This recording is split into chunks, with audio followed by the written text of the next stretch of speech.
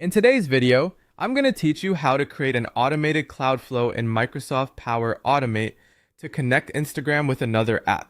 To get started, log into Microsoft Power Automate from your browser. Once you're on the main dashboard, look for the Create option in the left-hand menu. Click that and then choose Automated Cloudflow. This option is used when you want your flow to start automatically based on a trigger instead of running it manually.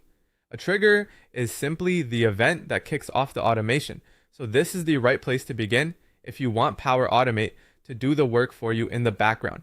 After that, you'll be prompted to choose a trigger or connector. In the search bar, type Instagram if that's the platform you want to work with. If Instagram isn't the best starting point for your workflow, you can also search for another trigger app, such as RSS or OneDrive, depending on where the content is coming from. The idea here is to select the service that will initiate the automation. Take a moment to confirm that the connector you choose matches the task you want your flow to perform, because this will shape the rest of the setup. Once you've selected the connector, begin setting up the actions for the flow.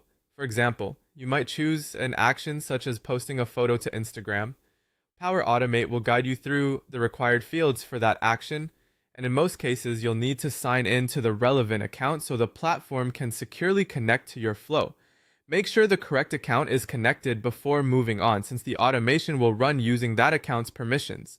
As you configure the action, review each setting carefully so the flow behaves the way you expect. Small details in the setup can make a big difference in how smoothly the automation runs.